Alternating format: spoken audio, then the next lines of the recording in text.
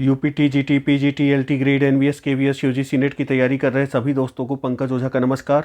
दोस्तों, एक बार फिर से हाजिर हूँ आप सबके सामने लेकर आज की town series 38।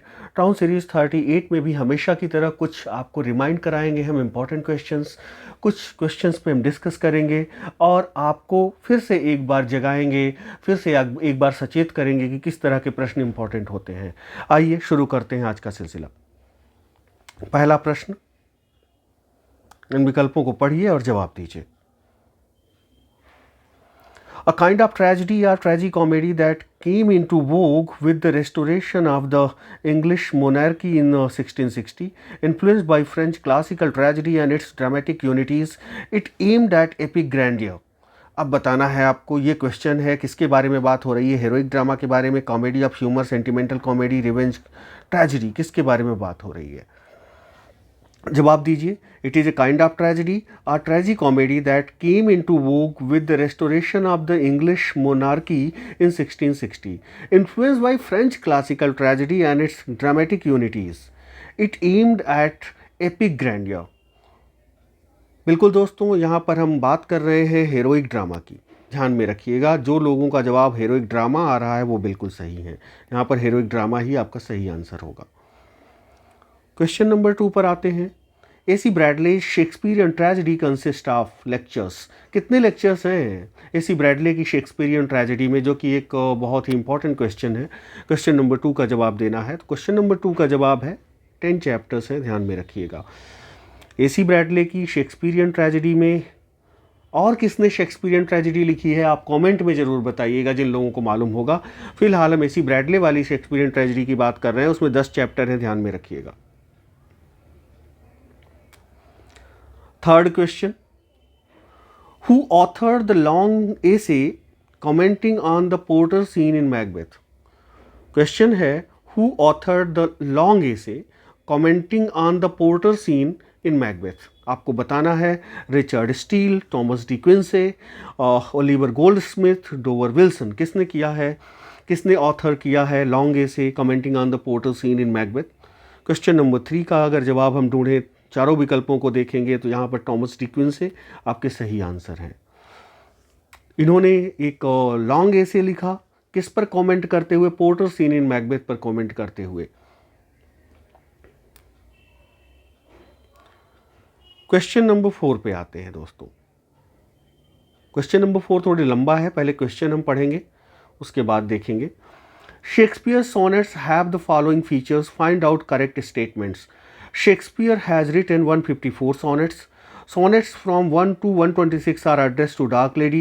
He dedicated some sonnets to his patron Earl of Southampton. The rhyme scheme of his sonnets is A B C D C D E F E F G G.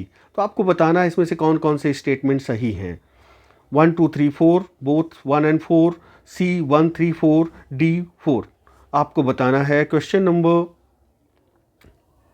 4 का answer करना है आपको। Question number 4, question number 4 की अगर बात करें दोस्तों तो यहाँ पर सी विकल्प चुनने वाले सबके सब सही हैं। 1 3 and 4 सही है। 1 3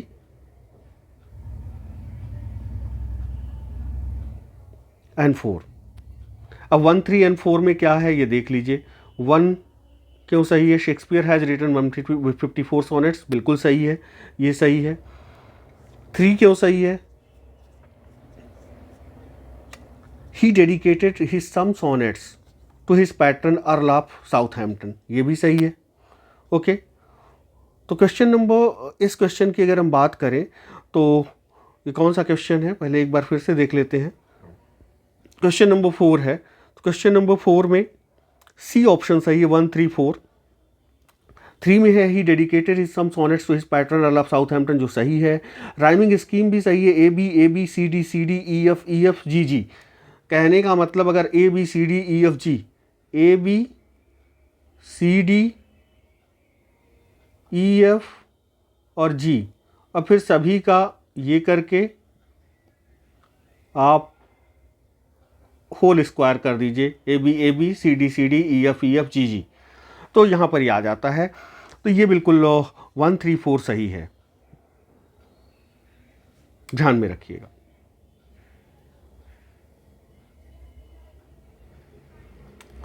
Question number 5. First folio of Shakespeare's works had a poem as preface by Shakespeare, John Hemmings, Ben Jonson, John Hall, Henry Condon. प्रश्न पूछा जा रहा है कि first folio of Shakespeare's works had a poem as preface by. Question number 5 का जवाब देना है आपको, तो यहां पर सी उत्तर हो जाएगा, Ben Jonson. Ben Jonson is the right option. इसमें कविता थी, okay. It was preface by Ben Jonson. 14 in Hamlet is Prince of Denmark, Prince of Norway, Prince of Holland, Prince of Portugal, Prince of Sweden। कौन था 14 brass Hamlet में? Question number 6 का जवाब देना है आपको। क्वेश्चन नंबर 6 की बात करें तो यहाँ पर बी जवाब देने वाले सब के सब सही कंसीडर किए जाएंगे।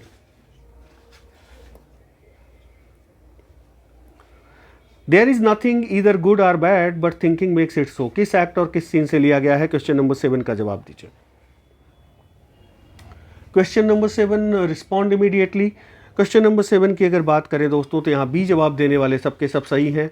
बी जवाब देने वालों में यहाँ पर देखिए एक्ट 2 सीन 2 है, ध्यान रखिएगा, एक्ट 2 सीन 2। ये एक्ट और सीन इसका याद रखना, जो बहुत फेमस कोटेशन होते हैं, स्टेटमेंट्स होते हैं, उनका एक्ट और सीन भी याद रखना ज़रूरी होता है, जैसा कि इसमें। क्वेश्चन नंबर 7 में आपका सही जवाब क्या होगा? बी होगा, act 2 scene 2। There is nothing either good or bad but thinking makes it so. यहां पर देख लीजिए, there is nothing either good or bad, there is nothing either good or bad but thinking makes it so is a quote from William Shakespeare's tragedy Hamlet. It appears in Act 2 Scene 2 and is spoken by Hamlet। ध्यान में रखिएगा, Hamlet delivers the quote as he considers how he is imprisoned by Denmark and the king, as well as by his mind. His knowledge of the murder of his father, the previous king, by King Claudius is inescapable. He is in the middle of a conversation with Rosencrantz and Guildenstern, who have been recruited by the king to spy on him and report back about his state of mind। Next question पे आते हैं। Who expresses the common judgment of whom he says when he says, I do not remember that any book or person or event in my life have made such a great impression upon me as the plays of Shakespeare। Question number 8 की अगर हम बात करें तो ये किसने ये observation दी है? क्वेश्चन नंबर 8 का जवाब देना है आपको, तो यहाँ पर दोस्तों ये गोथे ने बोला है, ओके, ध्यान में रखिएगा। Question number 9, supply the missing modifier in the following conception of Wordsworth poetic diction। there neither is nor can be dash difference between the language of prose and metrical composition। इसमें क्या होगा जहाँ पर dash दिया हुआ है? Question number 9। Question number 9 में यहाँ डी जवाब देने वाले सबके सब सही हैं। क्या होगी line? there neither is nor can be any essential difference between the language of prose or metrical composition। Question number 10 पे आते हैं। The original title of which of Wordsworth following poems was a poem on the growth of individual mind. Question number 10 का जवाब देना है आपको। Question number 10 की बात करें तो यहां पर प्रिलूड आपका आंसर हो जाएगा।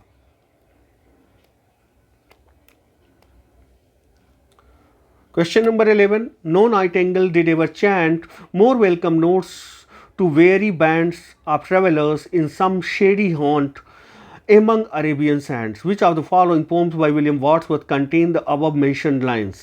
क्वेश्चन नंबर 11 का जवाब देना है। क्वेश्चन नंबर 11 की बात करें दोस्तों तो यहाँ पर सी जवाब देने वाले सबके सब सही हैं।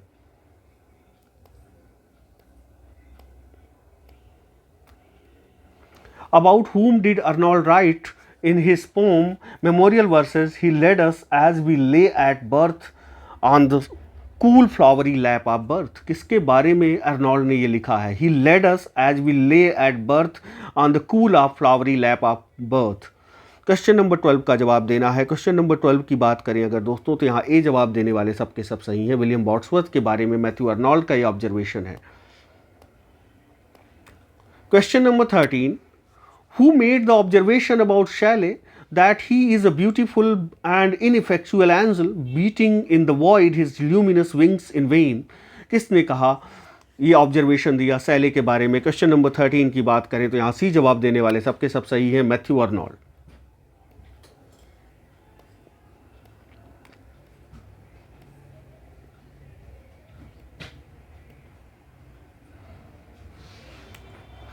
नेक्स्ट क्वेश्चन पे आते हैं। Choose the correct antonym of the underline words the US Senate refuse to ratify the CTBT. Ratify, what do you mean by ratify? Question number 14, antonym बताना है। अगर रेटिफाई का जो मतलब है उसका ऑपोजिट का क्या होगा आपको ये बताना है। Ratify, what will be the opposite of ratify, आपको बताना है। जवाब दीजिए। रिजेक्ट होगा, नेगोशिएट होगा, फ्लाउट होगा, ऑफेंड होगा। रेटिफाई का अर्थ क्या होता है पहले ये बताइए। किसी चीज़ को पुष्ट करना। रेटिफाई का क्या अर्थ होता है? किसी चीज़ को पुष्ट करना, ओके, किसी चीज़ को कंफर्म करना, किसी समझौते की औपचारिक संपुष्टि करना, ओके, हस्ताक्षर द्वारा रेटिफाई होता है। तो यहाँ पर क्या है, US Senate refuse to ratify the CTBT. तो रेटिफाई मतलब किसी चीज़ की पुष्टि करना, और रेटिफाई का ऑपोजिट क्या हो जाएगा? क्वेश्चन नंबर 14 की अगर बात करें तो यहाँ पर ए हो जाएगा रिजेक्ट करना।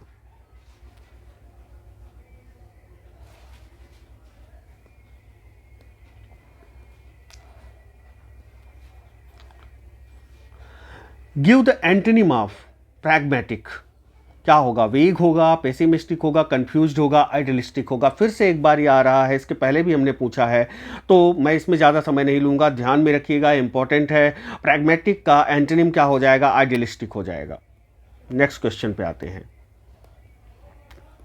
According to a great philosopher, magnanimity is a man implies many other qualities.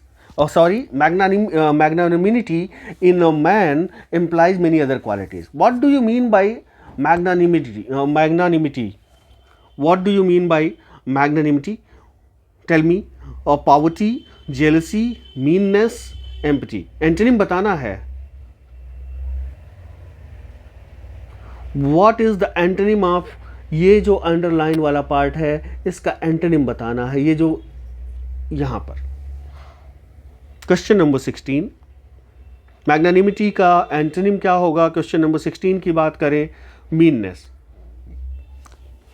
जो व्यक्ति मैग्नानिमस है अगर, तो उसका मतलब वो बड़ा उदार है। मैग्नानिमस व्यक्ति बहुत उदार होगा। जो मैग्नानिमस व्यक्ति होगा वो दयालु होगा, उदार होगा, क्षमाशील होगा। ध्यान रखिएगा, मैग्नानिमिटी का क्या मतलब है? दयालुता का गुण, उदारता का गुण, क्षमाशीलता का गुण। खासकर अपने जो पराजित शत्रु और प्रतियोगियों के प्रति बहुत उदार होगा, बहुत दयालु होगा। तो अगर कोई मैग्नानिमस है या मैग्नानिमिटी है तो उदारता को दिखाता है, मीननेस तुच्छता को दिखाता है। I hope it is clear. Her impetuous, ध्यान दीजिए इटैलिक्स वाले वर्ड में जो इटालियन में है, her impetuous behaviour was attributed to her upbringing. Antonym बताना है। इम्पेचुअस का क्या होगा? एंटोनिम क्या होगा? Quiet and gentle, sluggish, rash, swift. Question number 17 का जवाब दीजिए। क्वेश्चन नंबर 17 में सी हो जाएगा। देखिए इम्पेचुअस जो है वो बहुत रैश टाइप का व्यक्ति होगा, बहुत हड़बड़ी में काम करेगा, और उसका ऑपोजिट हो जाएगा quite and gentle. Question number 18 पे आते हैं दोस्तों। Which of the following options correctly puts the given expression in the word one advocating or practicing complete abstinence from alcohol? जो कंप्लीट एब्सटिनेंस दिखाए अल्कोहल से, बिल्कुल अल्कोहल ना लेता, उसे क्या कहेंगे? तो डेफिनेटली आपके जहन में आ गया होगा उत्तर, उसे टीटोटलर कहेंगे। Question number 19 dash is a political system that separates people according to their race. ये क्या होगा? तो ये अपार्थाइड हो जाएगा। अपार्थाइड, अपार्थाइड की जो पॉलिसी है ये क्या सिस्टम होता है जो रेस के नस्ल के आधार पर लोगों में विभेद करता है, डिस्क्रिमिनेशन करता है, और ये जो पॉलिसी होती है पॉलिटिकल सिस्टम की उसे क्या कहते हैं, अपार्थाइड। ध्यान रखिएगा, most important, I would say most important.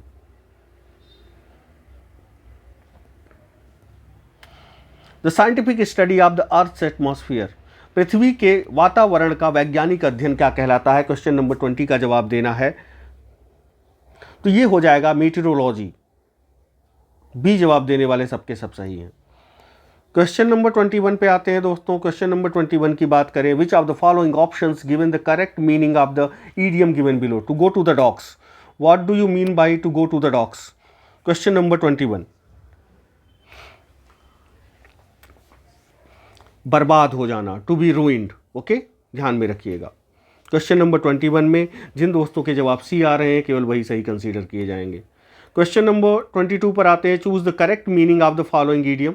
Correct meaning बतानी, टू मीट वंस वाटरलू, बहुत ही क्लिशे टाइप का बहुत फेमस ईडियम है, to meet once Waterloo. Question number 22, मैं इसमें ज़्यादा समय बिल्कुल नहीं लूँगा, सी जवाब देने वाले बिल्कुल सही है, to meet once final defeat.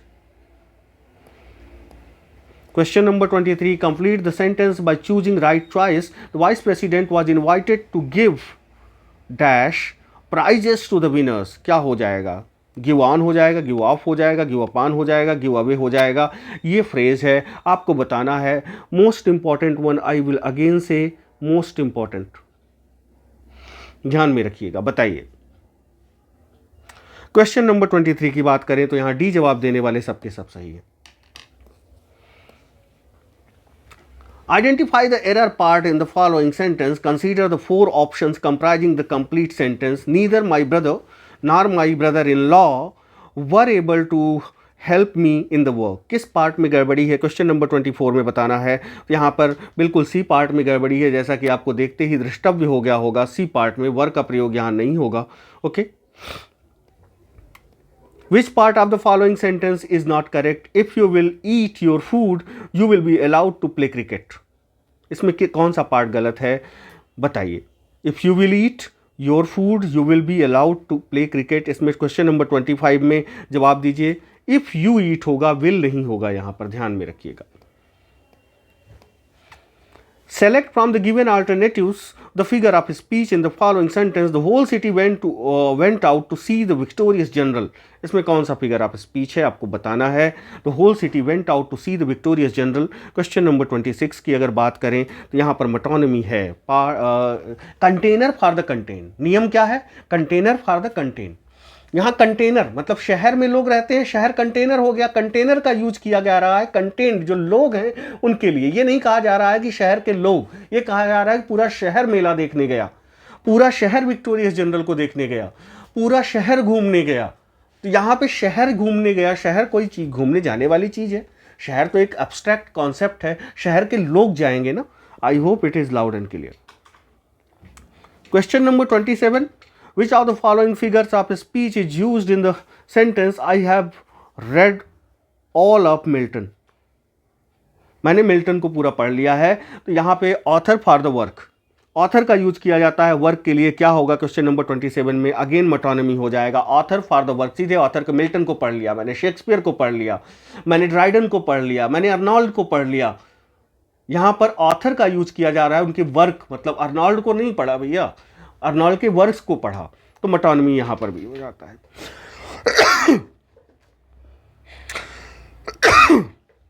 Please forgive me, थोड़ा सा कोल्ड है उस वजह से खांसी आती, मैं जान रहा हूं आप लोगों को डिस्टर्ब हो रहा होगा, लेकिन प्लीज बेयर विद मी। मैं आउट ऑफ स्टेशन हूं इस समय, फिर भी मैं कोशिश कर रहा हूं कि आपको वीडियो देता रहूं, क्रम ना टूटे, आपकी लयबद्धता ना खत्म हो। Which of the following is not an example of an oxymoron? Oxymoron का कौन सा एग्जाम्पल निम्नलिखित में से नहीं है? Deliberate mistake, foolish idiot, original copy, organized mess. Question number 28 का जवाब देना है, तो यहाँ पे बी बिल्कुल आंसर हो जाएगा।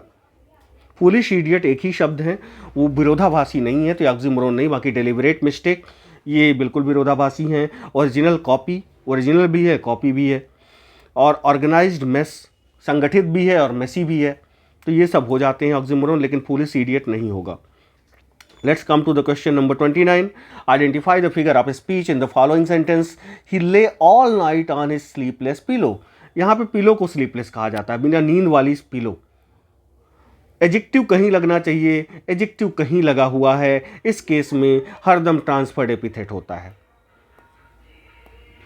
क्वेश्चन नंबर 30 पे आते हैं। Silver man has never red browning. This is the example of again browning नहीं, ब्राउनिंग के वर्क को ऑथर फॉर द वर्क, इस नियम से क्या हो जाएगा, मेटोनिमी हो जाएगा। दोस्तों आज के 30 प्रश्न थे आपके लिए हम लेके आए। आई होप आपको अच्छे लगे होंगे।